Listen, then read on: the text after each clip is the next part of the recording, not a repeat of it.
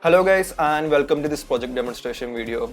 In this project, I tried to combine concepts from neural networks, cryptography and non-plain text attack to demonstrate how securely encrypted passwords can be decrypted by an unauthorized user even without having access to the key which was used for encrypting those passwords. Now this project was done as a part of my information security analysis and audit course at college. For demonstration purpose, I considered three stream symmetric encryptions, namely the Caesar cipher, ROT13 cipher, and the symbol substitution cipher, and how the passwords encrypted using these techniques can be decrypted by a neural network, even without having the access to the key which is used for encrypting those passwords. As a solution to AI-based decryption techniques, we can encrypt passwords of different users using different keys, and these keys can be generated from an independent factor of the same user. And in this project, I tried to use the age of the user as that independent factor. And with that said, let's move on to the code. So let's start by importing the required libraries. And I have used TensorFlow for building the neural networks. So here I have implemented all the three cryptography algorithms, both the encryption and decryption part as separate functions. So yeah, let's run that cell. And yeah, so for this demonstration, let's go with symbol substitution cipher and how we can break it using a neural network. So for the symbol substitution cipher, we can give a string as the key. So yeah, let's give YouTube, maybe all caps. Yeah, so let's give YouTube as our key. Now the non-plain text attack assumes that we have a dataset of known passwords and their encrypted forms. So here we are generating a dataset, and the dataset will have 50 passwords and each password will be of size 8. So that's what we mean by password size equal to 8 and the dataset size equal to 50.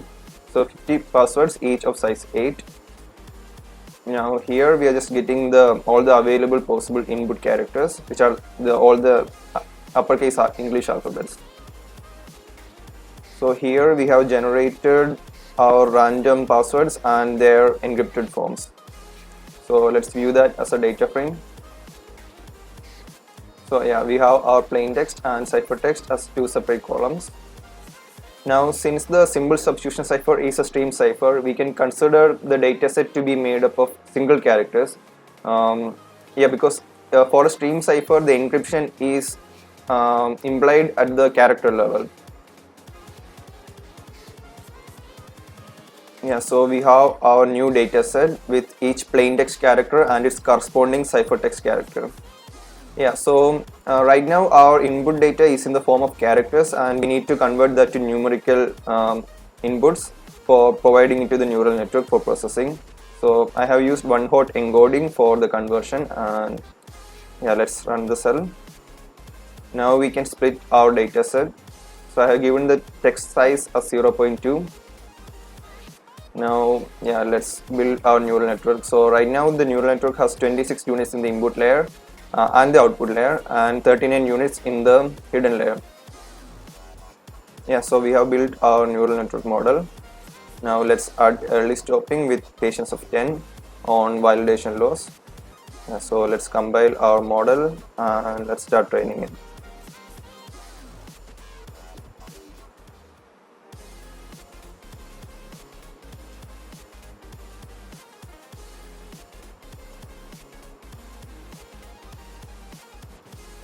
So for training the neural network model, we are giving characters from the ciphertext as the input and the corresponding characters from the plain text as the required output. Yeah, it's over and it took 324 epochs. Yeah, so let's plot our learning curves. So we get our accuracy versus epoch.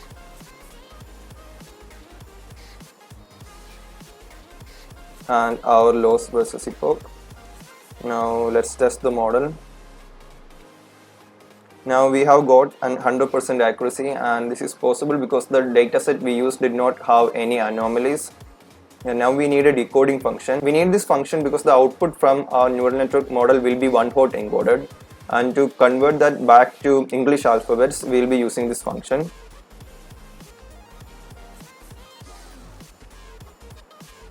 So here we first defined our categories dictionary and our categories dictionary reverse, which contains the corresponding one-hot encoded form and the English alphabet form.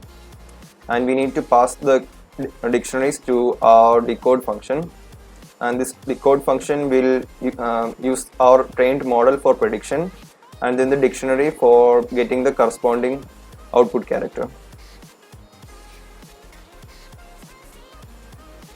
Yeah, so let's see if our model works. Yeah, so here the first ciphertext is R, and if we give R as input to our neural network, it should give U as our output. So yeah, let's test that now. So let's give R as the input to our decode function, and we got U, so it's working. Yeah, so let's try with a new message and its encrypted form. Yeah, so yeah, let's go with YouTube demonstration.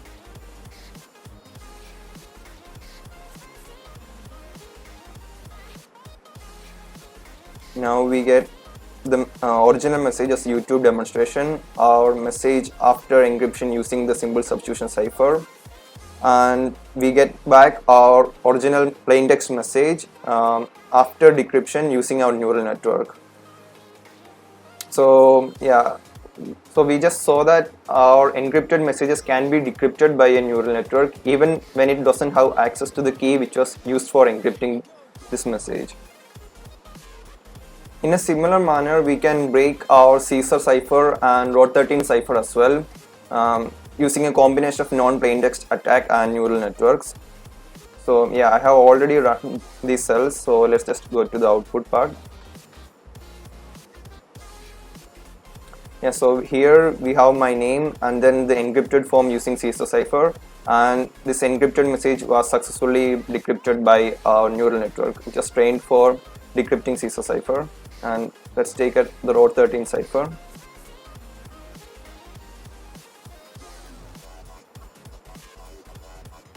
Yeah, so we can observe similar results with the ROT13 cipher as well, where the neural network was capable of decrypting an encrypted message. Now let's see how we can offer protection. We can prevent the neural network from learning by using a different key for encrypting passwords of different users. So yeah, let's consider the Caesar cipher for this demonstration. Here, instead of using a constant key, we are using a variable key, and the key is obtained as the modulo 26 of the age of the user, and the age is obtained generated as a random number between 12 and 120. Now we are using this key to encrypt the password. So for each user, a different key will be generated because of the different age, and then that new key will be used for encrypting that particular password. So thus we can generate our dataset, and since the Caesar cipher is a stream cipher, we can convert it to a dataset of individual characters. And the newly observable thing about this dataset is that if we consider a particular ciphertext character, so say the capital letter A, we can observe that there are multiple characters in the plain text which can correspond to an individual occurrence of capital A in the ciphertext. So if we feed the capital letter A into a neural network and we tell it that K should be the expected output, in a different iteration we are telling the same neural network that it shouldn't be K but it should be U, and in another iteration we are telling it should be M. So the neural network won't be able to learn any pattern, and thus we can prevent a neural network from learning the patterns that can be used for decrypting our passwords when it is provided with a dataset of known passwords and their encrypted forms. Yeah, so we have our data processing. So if we take a look at the learning of the neural network, we can observe that the neural network stopped learning by 169 epochs, and the accuracy was only 0.17. So if we take a look at the graphs, we can observe that the accuracy goes maximum up to 0.17, And if we take a look at the loss can be found to be decreasing, um, but the loss is still significantly high. It goes from 3.25 to 2.9, and the model is nowhere near accurate. And we can observe this from our accuracy because it's found to be around 8%, 9% here. So we have our decoding functions, and let's take a look at the final outputs. So we have our original message, Christian Dijos here, and our message password, which has been encrypted using Caesar cipher.